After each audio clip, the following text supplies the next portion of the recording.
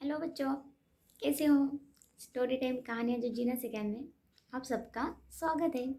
तो आज सुनते हैं न्यू स्टोरी। तो मैं पढ़ती भी हूँ और समझाती भी हूँ। तो शुरू करते हैं हमारी न्यू स्टोरी। तो आज की स्टोरी का नाम है हमारा, क्या नाम है होगा ये कहानी के लास्ट में बताऊँगी, ठीक है? तो आज की स्टोरी हम शुरू करते हैं। एक व्यक्ति ने व्यापार में उन्नति की। एक इंसान ने व्यापार में उन्नति की और लंदन में ज़मीन खरीद खरीद उस पर आलीशान घर बनाया।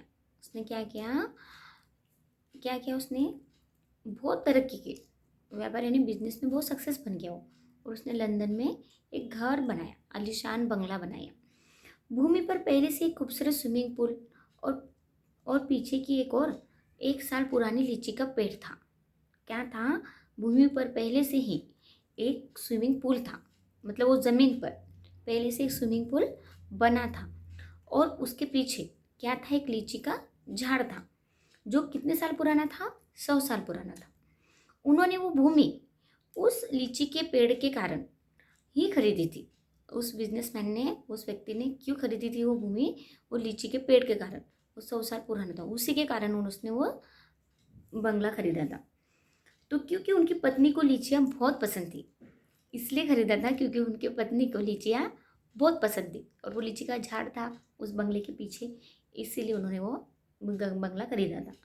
कुछ अरसे बाद रिनोवेशन के समय, अब क्या हुआ, रिनोवेशन कराते हैं ना हम, हमारा घर भी पुराना हो जाता है, फिर उसको रिनोवेट करते हैं, फिर नए कलर, नया फर्नीचर, नई स्टाइल, सब कुछ नया चेंज कर देते हैं, पुराने घर को नया बनाते हैं, उसको बोलते हैं रिनोवेट करना। तो फिर क्या हुआ, कुछ अरसे बाद रिनोवेशन के समय उनके कुछ मित्रों ने सलाह दी उन्हें किसी वास्तुशास्त्र विशेषज्ञ की सलाह लेनी चाहिए। क्या चाहिए? एक एस्ट्रोलॉजर की सलाह लेनी चाहिए। वास्तुशास्त्र विशेषज्ञ जो वास्तु बताते ना, ये चीज़ यहाँ होनी चाहिए, वो चीज़ वहाँ होनी चाहिए, ये चीज़ ऐसी करो, वो चीज़ वैसी करो, ये भूमि पूजन करो। तो ये एस्ट्रोलॉजर होते हैं, वो बताते हैं ज्योतिष्य।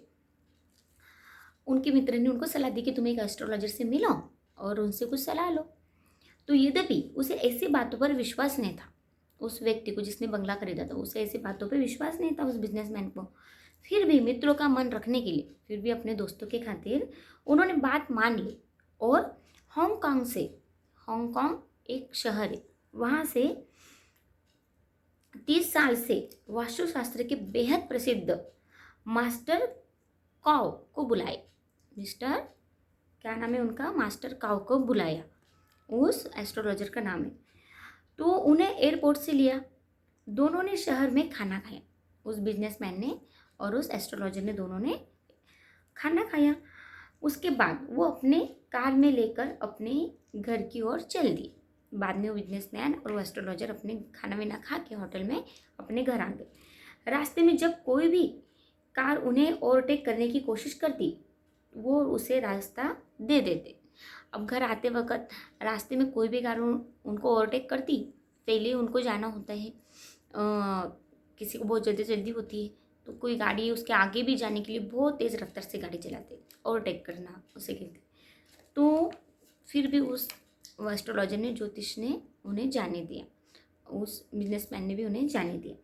मास्टर काव ने हंसते हुए कहा, आप बहुत सेफ ड्राइविंग करते हैं। मास्टर काव ने उस बिजनेसमैन को कहा, आप बहुत सेफ ड्राइविंग करते हैं। उसने भी हंसते हुए प्रत्युत्तर में कहा, लोग अक्सर ओवरटेक तभी करते हैं जब उन्हें कुछ आवश्यक कार्य हो। उस बिजनेसमैन ने क्या जवाब दिया कि लोग अक्सर ओवरटेक इसलिए करते हैं जब उन्हें कुछ इम्पोर्टेंट काम हो, इसलिए हमें उन्हें रास्ता दे देना चाहिए, इसलिए हमें उन्हें रास्ता दे देना चाहिए। घर के पास पहुँचते पहुँचते सड़क पर थोड़ी संकरी हो गई और उसने कार थोड़ी और धीरे कर ली। क्या हो गई? घर के पास पहुँचते पहुँचते सड़क थोड़ी संकरी हो गई और उसने कार थोड़ी और धीरे कर ली। संकरी यानी रेत पे कैसे ना, रेती से, रेती डाली रेती, वो सैंड रेती है ना, इसलिए तो वो सड़क पे थोड़ी सैंड वगैरह होती है, तो उन्होंने कार थोड़ी धीरे कर ली। तभी अचानक एक हंसता हुआ बच्चा गली से निकला।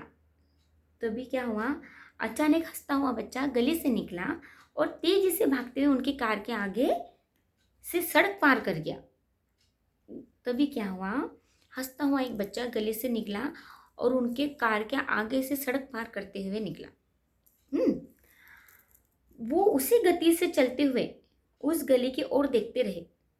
वो उसी मतलब चल क्या गए वो उसे मतलब वो धीमी गति से ही चल रहे थे, क्योंकि सड़क थोड़ा ये था तो खराब था, थोड़ा उस पर रेती थी ये थी, तो उसी गति से चल रहे थे। स्लो कर दी थी ना उन्होंने गाड़ी, तो वो उसी गति से चल रहे थे और खुद देखते ही रह गए, जैसे किसी का इंतजार कर रहे हो।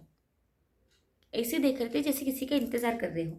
तभी अचानक उसी गली से एक और बच्चा भागते हुए उनकी कार के आगे से निकल गया। वो इतनी धीमी गति से चल रहे थे, स्लो गाड़ी चला ही रहे थे कि, और ऐसे देख रहे थे जैसे और कोई बच्चा इसके पीछे ज़रूर निकलेगा, शायद ऐसे ही सोच रहे। तभी एक और बच्चा भागते हुए उनके कार के आगे से निकल गया, दूसरा और एक बच्चा, शायद पहले बच्चे का पीछा करते हुए। मास्टर काऊ ने हैरान होते हुए पूछा, वो मास्टर काऊ जो एस्ट्रोलॉजर, उसने हैरान होते हुए पूछा, आपको कैसे पता कि कोई दूसरा बच्चा भी भागते हुए वहाँ से निकलेगा? उस एस्ट्रोलॉजर ने कहा, आपको कैसे पता कि दूसरा और कोई बच्चा भी भागते हुए वहाँ से निकलेगा? तो सुनो, उसने बड़े सहज भाव से कहा। किसने? वो बिजनेसमैन ने। बच्चे अक्सर एक दूसरे के पीछे भागा दौड़ी करते रहते हैं ना, तो बच्चे अक्सर एक दूसरे के पीछे भागे रहे होते, और इस बात पर विश्वास करना संभव ही नहीं कि कोई बच्चा बिना किसी साथी के ऐसे चुहल और भाग दौड़ कर रहा हो। कि मतलब ये बात पे उनका ऐसा कहना है कि अकेला तो कोई भागा दौड़ी नहीं करेगा, तो ज़रूर कोई उसके साथ उसका दोस्त होगा, उसका मित्र होगा, साथ में खेल रहे होंगे, तो ही इतनी उत्साह से भागा दौड़ खेल रहा है ना। तो मास्टर को इस बात पर बहुत ज़ोर ज़ोर से हंसे और बोले कि आप निसंदेह बहुत सुलझे हुए व्यक्ति हो। मास्टर को क्या बोले एस्ट्रोलॉजर, आप निसंदेह, इसमें कोई डाउट नहीं है कि आप वाकई में बहुत मैच्योर हो, बहुत ही समझदार व्यक्ति हो, बहुत सुलझे व्यक्ति हो। घर के बाहर पहुंचकर दोनों कार से उतरे। घर के बाहर पहुंच गए वो, मतलब घर आ गया, तो वो दोनों कार से बाहर निकले। तभी अचानक घर के पीछे की ओर से 7-8 पक्षी, घर के पीछे से 7-8 पक्षी बहुत तेजी से उड़ते नजर आए। 7-8 पक्षी बहुत तेजी से उड़ते नजर आए। ये देखकर उसने मास्टर काऊ से कहा, ये देख के किसने कहा? किसने देखा? बिजनेसमैन ने देखा, और उसने मिस्टर काऊ से कहा, यदि उन्हें बुरा ना लगे, मास्टर काऊ को कहा, यदि उन्हें बुरा ना लगे तो क्या हम कुछ देर यहाँ रुक सकते हैं? मास्टर काऊ से कहा कि यदि उन्हें बुरा ना लगे, यानी कि आपको बुरा ना लगे तो क्या हम कुछ देर यहाँ रुक सकते हैं? मास्टर काऊ ने कारण जानना चाहते थे, पर फिर भी उन्होंने क्या किया? मास्टर काऊ ने कारण जानना चाहा। उसने कहा कि शायद कुछ बच्चे पेड़ से लीचियाँ चुरा रहे होंगे, और हमारे अचानक पहुंचने से डर के मारे बच्चों में भगदड़ न मच जाए। इससे पेड़ से गिरकर किसी बच्चे को चोट भी लग सकती है, ऐसा उनका कहना था। मास्टर काऊ ने भी ये सोचा ना, फिर तो ये ऐसा किसका कहना हो सकता है? उस बिजनेसमैन का। तो ये उन्होंने ऐसा सोचा। मास्टर काऊ कुछ देर चुप रहे, फिर संयंत्र आवाज में बोले, मित्र, इस घर को किसी वास्तुशास्त्र जांच और उपयोग की आवश्यकता नहीं है। उन्होंने क्या कहा? मास्टर काऊ ने, इस घर को किसी एस्ट्रोलॉजर की, वास्तुशास्त्र तज्ञ की और कुछ भी उपायों की ज़रूरत नहीं है। उसने बड़े हैरानी से पूछा, ऐसा क्यों? उस बिजनेसमैन ने बड़े हैरानी से पूछा, ऐसा क्यों? मास्टर काऊ ने कहा, जो एक विशेष तज्ञ है, वास्तु विशेष तज्ञ है, जहाँ आप जैसे विवेकपूर्ण वो आसपास के लोगों की भलाई सोचने वाले, जहाँ आप जैसे विवेकपूर्ण व आसपास के लोगों की भलाई सोचने वाले व्यक्ति उपस्थित विद्यमान होंगे, वह स्थान, स्थिति, संपत्ति वास्तु नियमों के अनुसार बहुत पवित्र, सुखदायी और फलदायी होती है। जहाँ ऐसे विवेकपूर्ण लोग होते, समझदार, सुलझे हुए, जो हर किसी का अच्छा चाहते हैं, वहाँ किसी तो कुछ बुरा हो ही नहीं सकता। जो पक्षियों की, इंसानों की, लोगों की, बच्चों की, सबकी कदर करते हैं, विवेकतापूर्ण जो चीज़ होने वाली फिर भी उसको सोच के समझ के उसको हल करते हैं, है ना, उसके बाद क्रिया करते हैं, तो वहाँ पे किसी को कोई नुकसान हो ही नहीं सकता। तो मुझे यहाँ किसी एस्ट्रोलॉजर की ज़रूरत नहीं है। जब हमारा मन, मस्तिष्क दूसरों की खुशी वो शांति को प्राथमिकता देने लगता है। उनको फर्स्ट प्रायोरिटी वो समझता है कि किसी का मन हमारे कारण दुखी ना हो, किसी के मस्तिष्क में, किसी के ब्रेन में, किसी के दिमाग में हमारे प्रति कोई बुरा विचार ना है, क्योंकि हम जो भी एक्ट करेंगे, जो भी क्रिया करेंगे, उसका रिफ्लेक्ट तुरंत सामने वाले के दिमाग में या दिल में होता है। तो वैसे हम कोई क्रिया ही ना करेंगे। ये जब सब चीज़ें सोचते हैं, जब हमारा मन वो मस्तिष्क दूसरों की खुशी, वो शांति को प्राथमिकता देने लगता है, तो इससे दूसरों को ही नहीं, स्वयं हमें भी मानसिक लाभ, शांति और प्रसन्नता मिलती। इससे सिर्फ दूसरों को ही लाभ नहीं होता, इससे हमें भी सुख, शांति और प्रसन्नता, आनंद महसूस होता है ना, और मिलता है। जब कोई व्यक्ति सदा स्वयं से पहले दूसरों का भला करना चाहता है, सोचना चाहता है और सोचने लगे, तो अनजाने में ही उसे संतत्व प्राप्त हो जाता है। जब कोई व्यक्ति अनजाने में से दूसरों का भला करना चाहता है, उनका अच्छा ही चाहता है और सोचता भी है, तो वो अनजाने में कोई संत से कम नहीं है, संत के गति पे चल रहे हैं ना, जिसके कारण दूसरों को भला हो रहा होता है, उसे ज्ञान बोध मिल जाता है। जिसके कारण दूसरों का भला होता है, उससे ज्ञान बोध मिल जाता है। तो जिसे सच्चा ज्ञान मिलता है, वो हमेशा दूसरों का अच्छा ही चाहते, अच्छा ही सोचते हैं और अच्छा ही करते हैं। तो हम भले ही किसी का अच्छा ना करते हो, अच्छा ना सोचते हो, पर ऐसे व्यक्ति को देख के हम सुधार तो कर सकते हैं ना।